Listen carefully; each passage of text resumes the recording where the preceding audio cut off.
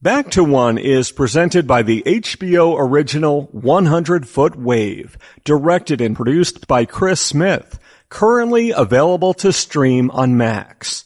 The Emmy-winning series returns to Nazaré, Portugal, with stops in Hawaii and California for a heart-pounding and adrenaline-filled second season, following big wave legend Garrett McNamara, his world-class surfing peers, and some surprising newcomers as they continue to push the boundaries of their sport and the limits of their minds and bodies.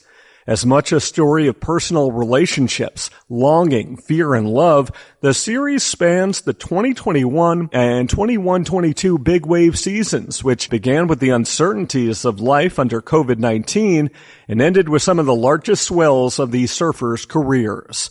The one constant for these extreme athletes is contending with the highs and lows of their perilous and unpredictable lifestyle, in which every big wave has the potential to write a dramatic new chapter in their personal stories.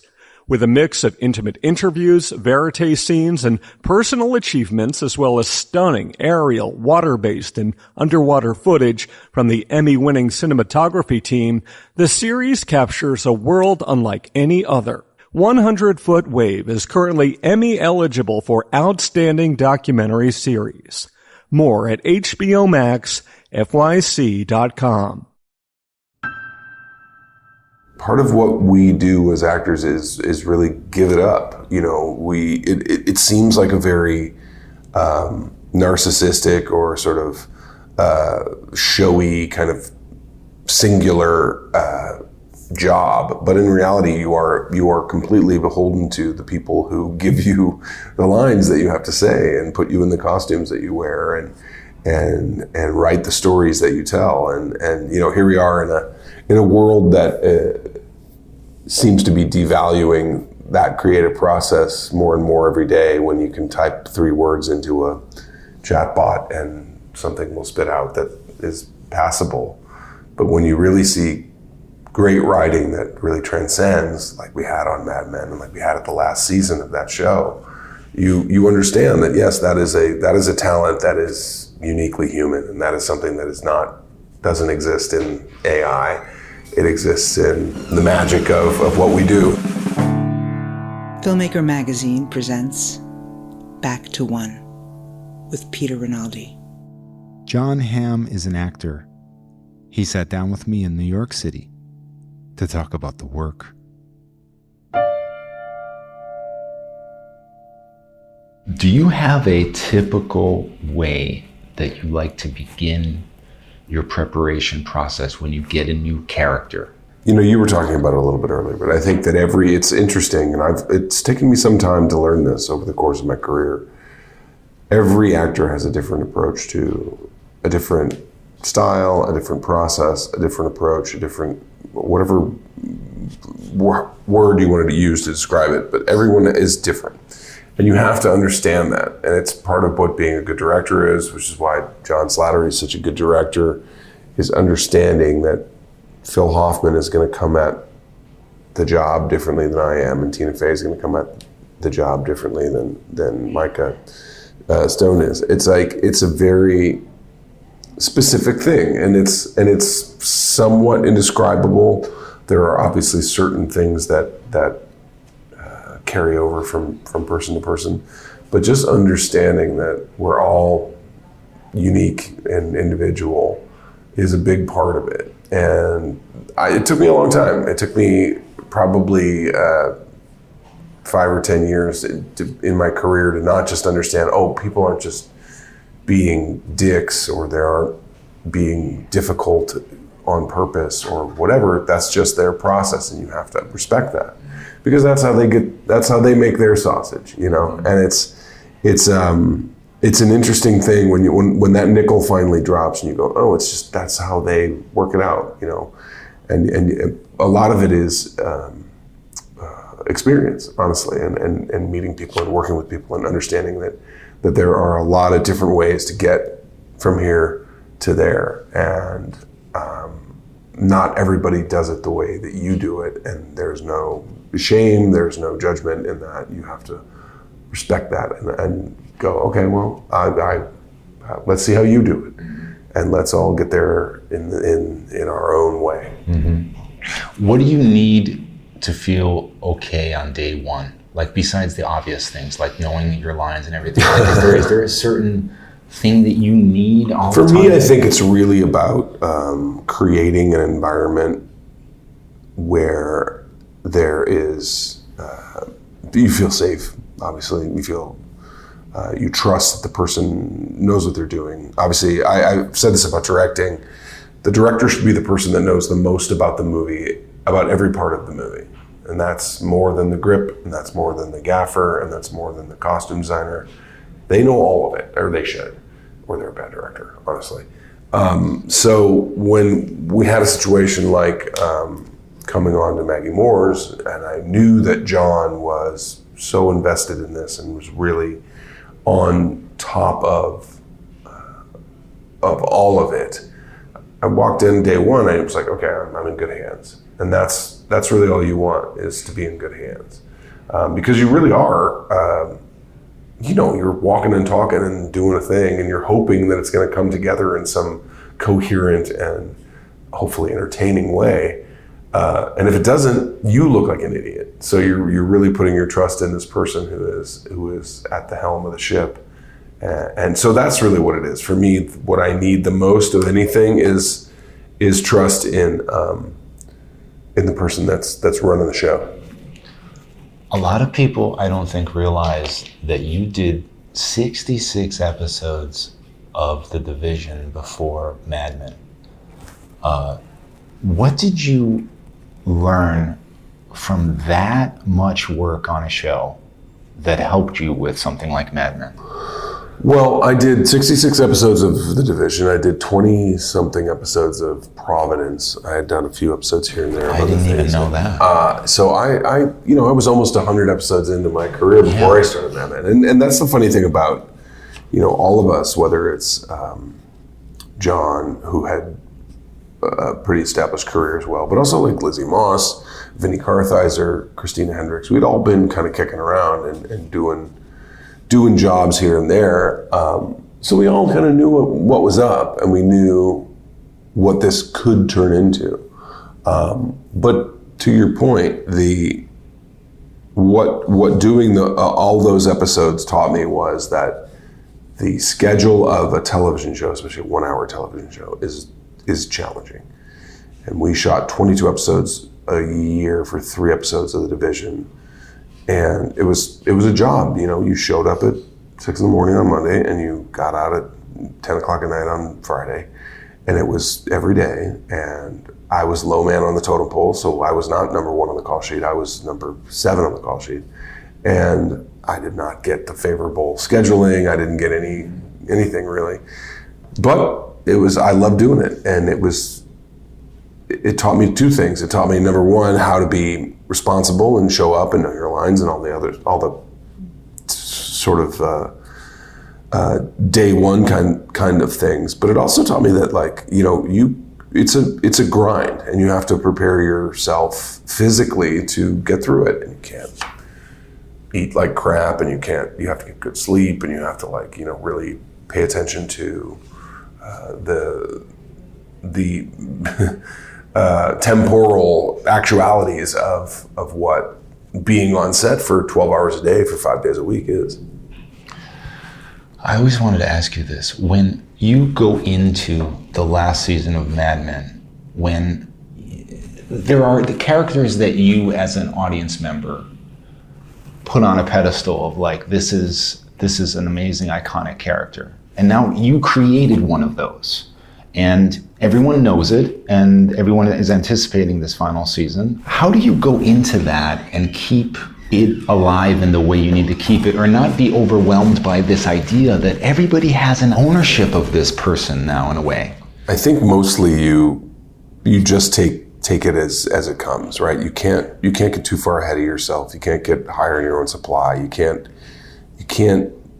believe the hype. You just try to do whatever's in front of you on that day as well as you can. And you say, I created this character. Obviously, I didn't create it by myself. It was certainly a creation of Matthew Weiner and a lot of other people who contributed to the telling of that story. And you kind of, like I said, you know, part of what we do as actors is really give it up. You know, it seems like a very narcissistic or sort of showy kind of singular job, but in reality you are completely beholden to the people who give you the lines that you have to say and put you in the costumes that you wear and write the stories that you tell, and you know, here we are in a world that seems to be devaluing that creative process more and more every day, when you can type 3 words into a chatbot and something will spit out that is passable. But when you really see great writing that really transcends, like we had on Mad Men and like we had at the last season of that show, and finishing that story in such an elegant way and how it worked, you understand that yes, that is a talent that is uniquely human, and that is something that doesn't exist in AI. It exists in the magic of what we do, the transformational quality of that. So it's obviously fun to be a part of that, and I'd be lying if I said I wasn't aware of it when it happened, that you know, I was part of something, we were part of something that was really meaningful to so many people, and meaningful to the community and to the culture and what have you. And I loved it. You know, I think back on those days with reverence and awe, because that does not happen a lot. You know, I mean, there's a lot of shows like The Division. I'm not taking anything away from The Division, but there's a lot of shows like that, and they aren't as satisfying ultimately as doing something like Mad Men. Does it get to a point when a show gets to be that way, where the actors are actually have more kind of control than they would maybe the first couple episodes of the first season? Do you know what I mean? Like, is there this thing that happens when a show gets to be like that, where what works for the actors, what works best for the actors, gets priority? Because we want to keep this thing I don't know going. if it happened. I don't know. I think probably it does happen on other shows. I don't know if it happened on ours. You know, we were all very aware, and Matt made us very aware that, you know, he was the sort of creative vision behind the show, and we were very happy with that arrangement. He was and remains a very bright and thoughtful guy and storyteller, and we were there in the service of his story. Obviously, over the course of, we did this for the better part of a decade, over the course of 92 episodes, over the course of 7 seasons, over the course of 9.5 years, you know, you get some agency and you feel more comfortable in doing what you do, and you inhabit these characters for so long that, yes, I mean, there was nothing about Don Draper that anybody was going to tell me that I didn't already sort of intuit at that point. But it's nice when you get, you know, every couple of weeks we get a script and you just open that first page and you go, okay, what's coming? I don't know, but I know it's going to be good. I want you to appreciate something about me and this show, which is that I get to watch, this is a weird way to start. I get to watch movies that are sent to me. I have no idea what they are. I have not seen a trailer. I get to, this is what I want you to appreciate. I get to say, if I did not like Maggie Moore's, I get to say, I don't want to talk to Jon Hamm about this one. They don't pay me enough to do this in a way I don't want to do it. So there's been tons of times where I've seen people I really want to talk to and I don't like their movie. Yeah. And but I'm seeing these movies fresh, and it almost makes me sad that people don't get to see this. Like, because I just saw the trailer for Maggie Moore's, which is a great trailer. But a lot of it is revealed in that that I really appreciated in the movie. And so I put this on knowing that I can turn it off. And I didn't turn it off. And I think I would appreciate that if I was in your chair right Absolutely. now. So that, I mean, because there's not a lot of situations like this. So I really appreciated this movie because I did not know what was going to happen next. And also, there's something you're doing in this, which I want to talk about. And maybe Slattery helped with this, or maybe it's just in the script. There's a certain tone that seems like it's not exactly easy to hit, that you hit. Because there's a lightness that has to be there because it is kind of a dark material. And if you go too much in the darkness of it, it's not going to work right. And I wondered, like, is this something that you just work out with Slattery, or is it in the script? It's a couple things. I think it is in the script. I think it's a brilliantly written script. The tone that you reference is baked into the script, and Slattery obviously has the wherewithal and the talent and the skill and the intelligence to lean into that tone and not fight it, and not try to make this a procedural, or not try to make it a romantic comedy, or whatever the other things that are in the film and in the story. He wisely, because there's broad moments of comedy in this movie that is a very dark film. Micah's whole performance, for example, I mean, he's amazing in the movie, and Tina and I have a very easy chemistry that's also very real, but also very funny, even though there's this high stakes kind of terrifying moment. And I had seen the film last night at the festival, and there's a moment in the third act when Tina's character has this sort of big thing that she does. I don't want to spoil anything. And the place erupted in applause. I was like, well, shit, I did not expect that. Awesome. That is exactly what you want to happen at that moment. And it was spontaneous. It wasn't like there was an applause light going off or anything. So I think what Jon has done with the film is really, and you talk about finding that tone, I liken it to almost like a volume knob, and you can make it louder, make it softer, but the truly good directors have control of that metaphysical knob, and they can turn it, and they really do ride the exact level for the audience to go along for the ride. Otherwise, you lose people. People are like, it's jarring.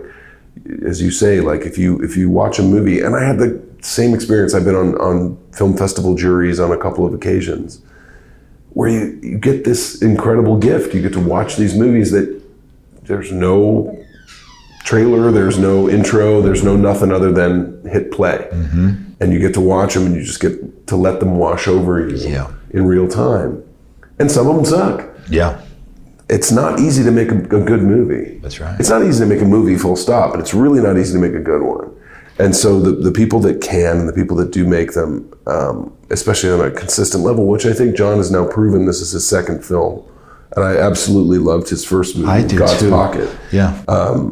He's got that thing, whatever it is. And he's such a wonderful actor, but he's also just a truly gifted director. And I look forward to him continuing down that line, because I know he chooses his projects simply because he wants to tell those stories, wants to make those movies. That's the most pure way you can say. I think if you look at anybody that is working at the highest levels in our business, whether it's Martin Scorsese, or even if you look at what Francis Ford Coppola is doing right now, he's making a $300 million movie that he just has wanted to make. And I did a table read of it. I know how impossible this movie is to make, but he's making it. And God bless him, that's what he should be doing. This is it's like a $300 million independent movie. Like, we don't even know what that's like to witness. I for one, I was like, I don't know how he's gonna make this movie. Yeah. I sat at a table with some Al Pacino, Shia LaBeouf, all these amazing actors. Yeah. I was like, I don't know what this is gonna be, but I'm unbelievably happy to be here in this room on the Paramount lot, where 45 years ago he made The Godfather, Right. like when Robert Evans was walking around, Right. okay, I'll be part of this. Yeah. Thanks. Yeah. Yes, please. How much does it matter that a director is an actor for you?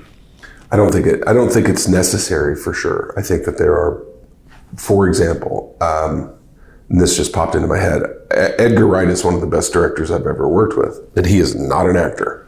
I've seen him in front of a camera. But he gets filmmaking on a cellular level. And I think John Slattery does too. I think he understands movies in a different way, but he understands them in his way.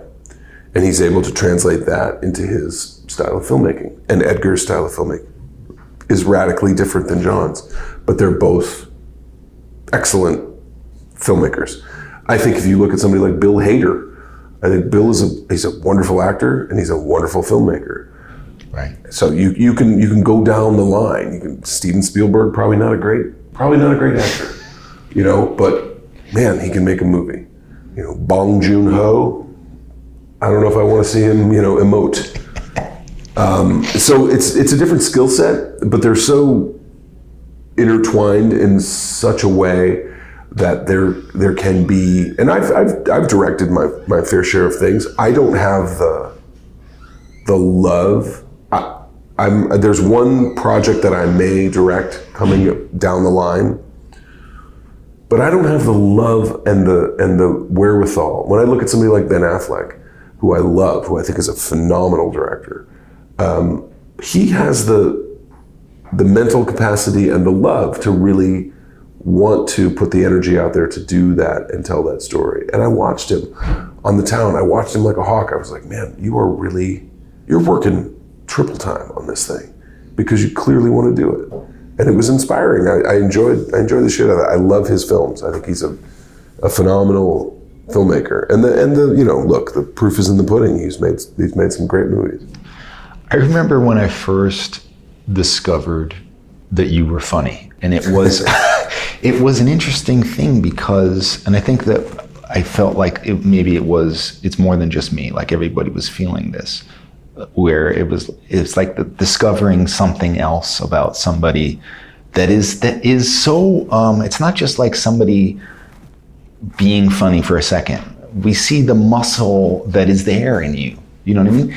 And so, was that always there? And did you just develop other muscles because of the nature of the business and what you had to do? And when that muscle finally did, when people were like, let's work that muscle, I think you should work that muscle, and you did, then you have this thing now, and you talk about Bill Hader, and I'm sure he's probably going to go down this road now of being able to do drama and comedy. It's nice to have credibility. I used to say this all the time. It's nice to have credibility on both sides of the aisle. Yeah. So I can talk to the right wing and the left wing, the comedy and the drama, and I can be respected in both things. And now it's funny because when you say it, I've always considered myself someone who appreciates comedy. In fact, as a little kid, I used to go to the library, the St. Louis Public Library, and take out comedy albums. Bill Cosby, Bob Newhart, George Carlin, Richard Pryor. Wildly inappropriate, some of it for a 7-year-old, but you could do it. So that, part of it is when you're discovered, and I was a 35-year-old overnight success. I was discovered when I was 35, essentially. You're discovered for the thing that you get famous for, right? So the thing I got famous for was a very brooding, kind of dramatic, heavy, serious character. And Jimmy Gandolfini was a friend of mine, and similar thing, Jimmy was a funny fucker, man, but he got famous playing a dark dude. And so only later in his career did he get a chance to do the stuff that he was probably more suited for. He's a funny guy. So I got lucky. I didn't get pigeonholed, or I didn't allow myself to be pigeonholed. And then people like Lorne Michaels and people like Tina Fey and people like Robert Carlock got to me and said, we know you can do this. Let's go have fun. And I got to do 30 Rock and Kimmy Schmidt and SNL and awesome stuff. So it's always been in me. Comedy was the coin of the realm for me. It was how I processed losing my mom. It was how I processed, a lot of tragedy in my life. I read all of Steve Martin's books. I've watched SCTV when I was a little kid. Mm-hmm. I just loved how those people were able to tap into something that was so joyful.